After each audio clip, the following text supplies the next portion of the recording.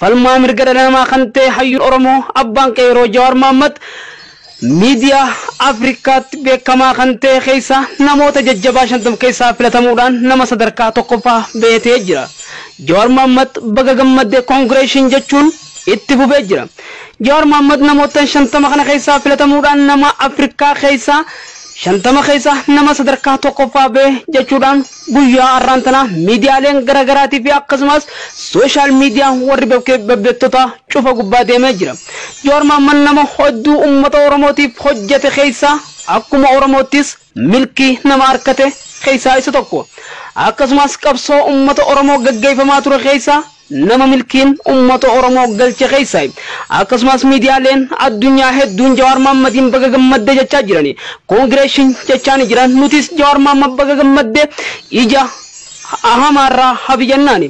Akkasumas ija warra haraamuu fi ija warra naftanyaarraa si'a hambisu jechaani naftanyootaa fi bilisigoonnootaas ija isaaniirraa hafi jechaani ijji Jawaar Mohaammed hamtuun hin arkin jechaa jirra. Nama ummata Oromootiif hojjechuu fi akkasumas waan hojjetu keessatti ibitti amanummaa fi sodaa takka malee hojjechaa jiru keessa Jawaar Mohaammed nama adda durummaan hojjechaa jiru keessa isa tokko. Akkasumas gaafa biyya alaa fi biyya keessa jirus hojiin isaa wal fakkaataadha. Gaafa biyya alaa jiru ummata Oromootiif hojjechuudhaaf ibduubatti deebi'an beeku. Har'a biyya galee mootummaa biyya bulchaa jirus sodaatee hin beeku akkuma biyya alaatti hojjetutti murannoo fi sodaa takka malee ummata isaatiif hojjeta. Jawaar Mohaammed abbaa Oromoo, abbaa dhugaa, abbaa qeeroo, abbaa qabsoo jechaa ni jiran. Deeggartoonni isaatis filannoo kana keessaayis warra 50 filatama kana keessaa eenyutu harka qaba? Dabaa keessa hojjetame yaa bilisiginnaa ijji si haa gubattu garaan si haa gubatu. Nama kana hojii isaatu asiin gahe. Hattummaa fi ergamummaan wayyaanee fi naftanyaa odoon ta'in hojii isaa qulqullumina qabuu fi dhugaa irratti hundaa'ee waan hojjetuuf sadarkaa kanarra gahe. Ijji isin hin gubatin ija warra haraamuutii fi naftanyaa fi bilisiginnaa irraa hafi ijji isaan haa gubattu garaan isin haa gubattu jechaanii jiran nutilleen gama keenyaan. Diinni OMN diinni uummata Oromoo tokkoof tokko qofa. Komiin nu fudhatu garuu tokko gaafa OMN qilleensarra gaafa OMN oduun guyyaa tokko isin hin dabrin Kota mana gabbasa dukkeen irraa kaasa takka. Gaafa OMN waan Oromoo qoqqoodu hojjete kota gabbasa bishaan Mississippitti nanaqa lama. Gaafa OMN doorsisaa wayyaanee sodaatee arrabni isaa lallaafe gabbasaati wayyaanee batti dipoortii na godha. Afran irraa afur guutuuf eeggaa deemnu yoo yaadattan yeroo Habashaan natti kaate waan bira waan ta'eef osoo hin ta'in ani ilma keessan ilma Oromooti waan jee qofaaf yeroo natti duulan dheesseetiin isin dhufe warra Minnesota. Yeroon dhufee akkuma irraa kanatti buqqaatanii bahuudhaan nu bira dhaabbattan. Gaafsa wanni waadaa galle jira. Jibba tuffii diinni Oromoo irraa qabu kana duula irratti godhame kana cabsuu qofa osoo hin ta'in duula Oromoo irratti godhamu hunda cabsuu qabna. Kana cabsuudhaaf immoo duulli guddaan kan duratti godhamaa jiru gama miidiyaatiin waan ta'eef miidiyaa olaantummaa Habashaan qabdu kana cabsuu danda'u tokko gadi dhaabnaa jeen waadaa isin seene. Waadaa seennee ji'a 6 keessatti waadaa san gargaarsa rabbiitii fi gargaarsa keessaniin waadaa san wani rabbiillee galateeffadhu waadaa san osoo nyaatiin ji'a 6tti OMN gadi dhaabnee qilleensarraan isinii baafne. Gaafa OMN eegallu ijoollee wajjin dalayne waa baay'ee keessa dabarre waan inni isiniin jee ture.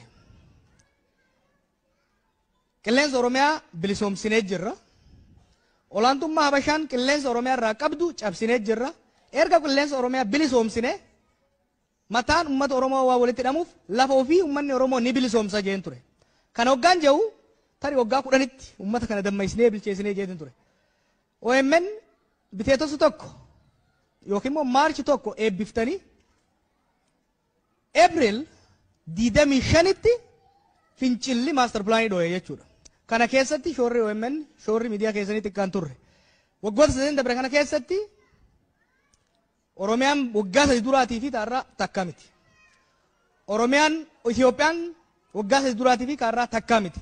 Kana gochuu kan goone miidiyaa qofaan osoo hin ta'in miidiyaa qabsoo tarsiimootiin walitti makuudhaan hojiin hojjetame hojii nama boonsu. Waan takka lamaan isin agarsiisa. Haalli qilleensaa xiqqoo confuse akka nama hin goone. miidiyaa qabaachuun olaantummaa miidiyaa diinaa cabsuun bu'aa inni qabuun isin hima. Torban lama dura shira guddaatu Oromiyaa irratti hojjetamuuf ka'e. Dantaa addaa Oromiyaan Finfinnee irraa qabdu ni deebifna jedhanii ka haqa Oromoo fi mirga abbaa biyyummaa Oromoo fi Oromiyaan qabdu duuchuu danda'u wixinee tokko lafa kaa'an. Wixinee san fuunee iccitii san guyyaa sadi qofa OMN irratti irraan mari'anne yoo isaan wallaahi billaahi nun goone jedhanii kakachuu eegalan jechuudha. Akka haqan dirqisiifne jechuudha.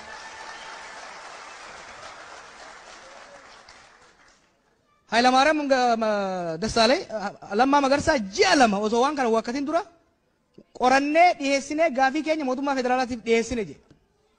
Hayilamaariyaam san irratti hundoofnee wixinee seeraa baafne jedhee amane. Ittiin dhaadateeyyu. Yeroo nuti baafnee hanna isaanii daba isaanii san miidiyaadhaan irra deemnu yeroo guyyaa sadi qofa keessatti akka waakkatan waanuma dubbatan san akka hancufatu san osoo isin hin qabbanaa'in akka